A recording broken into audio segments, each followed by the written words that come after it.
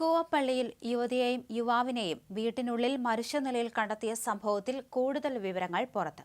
ഇടുക്കി തുരുത്തിയിൽ സ്വദേശി ഷേർലി മാത്യു ആണ് കൊല്ലപ്പെട്ടത്.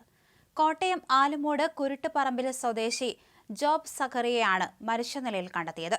ഷേർലിയെ കഴുത്തിനു കുത്തി പരിക്കേൽപ്പിച്ചാണ് ജോബ് സഖറിയ കൊലപ്പെടുത്തിയതെന്നാണ് പോലീസിന്റെ പ്രാഥമികമായ നിഗമനം. ഇരുവരും തമ്മിൽ അസ്വാരസ്യങ്ങൾ നിലനിന്നിരുന്നതായി പോലീസിന് സൂചന കിട്ടിയിട്ടുണ്ട്. 6 മാസം മുൻപാണ് ഷേർലി കൂവപ്പള്ളിയിലേക്ക് താമസം മാറിയത്. തുടർന്ന് ഇവർ ജോബ് സഖറിയുമായി അടുപ്പത്തിലാവുകയും ചെയ്തു. ഇവർ തമ്മിൽ സാമ്പത്തിക ഇടപാടുകൾ ഉണ്ടായിരുന്നതായും ഇത് സംബന്ധിച്ച തർക്കങ്ങൾ പതിവായിരുന്നതായും പോലീസ് പറഞ്ഞു. ഷേർലിക്ക് മറ്റൊരാളുമായി ബന്ധമുണ്ടെന്ന് ആരോപിച്ച് ജോബ് തർക്കത്തിൽ ഏർപ്പെട്ടിരുന്നു. ഈ വിഷയങ്ങളെ ചൊല്ലിയുണ്ടായ തർക്കങ്ങളെ തുടർന്ന് ജോബിനെതിരെ ഷേർലി കാഞ്ഞിരപ്പള്ളി പോലീസ് സ്റ്റേഷനിൽ പരാതി നൽകിയിരുന്നതായും സൂചനയുണ്ട്. ഈ തർക്കങ്ങളാണോ ദാരുണമായ ഈ സംഭവത്തിലേക്ക് നയിച്ചതെന്നടക്കമുള്ള വിവരങ്ങൾ പോലീസ് ശേഖരിച്ചു വരികയാണ്. നാട്ടുകാരുമായോ അയൽവാസികളുമായോ ഇവർ കാര്യമായ ബന്ധം പുലർത്തിയിരുന്നില്ല.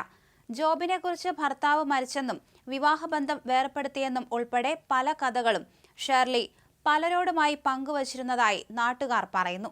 ഞായറാഴ്ച രാത്രി 9 മണിയോടെയാണ് സംഭവം.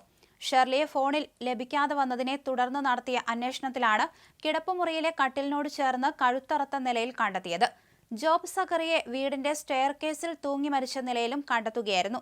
6 മാസം മുൻപാണ് ഷേർലിയും ജോബും കൂവപ്പള്ളിയിൽ വാടകയ്ക്ക് താമസിക്കാനെത്തിയത്. വീട് ഷേർലിയുടെ പേരിലാണ്. കാഞ്ഞിരപ്പള്ളി ഡിവൈഎസ്പി സാജു വർഗീസ് അടക്കമുള്ള ഉദ്യോഗസ്ഥർ സ്ഥലത്തെത്തി പരിശോധനകൾ നടത്തി. ഫോറൻസിക് സംഘവും വീട്ടിൽ വിശദമായ പരിശോധന നടത്തിയിട്ടുണ്ട്. ഇരുവരുടെയും ബന്ധുക്കളിൽ നിന്ന് വിവരങ്ങൾ തേടിയിട്ടുണ്ട്.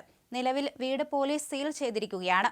സയന്റിഫിക് വിദഗ്ധരെത്തിയ ശേഷം കൂടുതൽ പരിശോധനകൾ നടത്തും. ഈ സംഭവം കൂവപ്പള്ളി ഗ്രാമത്തിൽ വലിയ ഞെട്ടലാണ് സൃഷ്ടിച്ചിരിക്കുന്നത്. ഒപ്പമുണ്ടായിരുന്ന ജോബ് സഹോദരനാണെന്നാണ് പറഞ്ഞിരുന്നത്. ഇയാൾ ഇടയ്ക്ക് വീട്ടിൽ വരികയും മടങ്ങിപ്പോവുകയും ചെയ്യുന്നത് കാണുന്നതിനാൽ നാട്ടുകാരും അത് വിശ്വസിച്ചു. കാറിൽ ചിരിച്ച മുഖവുമായി പോവുകയും വരികയും ചെയ്യുന്ന നല്ല അയൽക്കാരി ഷേർലിയെ മാത്രമാണ് നാട്ടുകാർക്ക് പരിചയം. പൂച്ചെടി പരിപാലനവും മൃഗസ്നേഹവുമുള്ള ഷേർലിയെ പ്രദേശവാസികളും സംശയിച്ചില്ല. ജോബും ഷേർലിയും ചേർന്നാണ് ചെടികളും ഫലവൃക്ഷങ്ങളും വീട്ടുമുറ്റത്തും വീടിന്റെ മുകളിലുമായി നട്ടുവളർത്തിയതെന്ന് അയൽവാസികളും പറയുന്നു.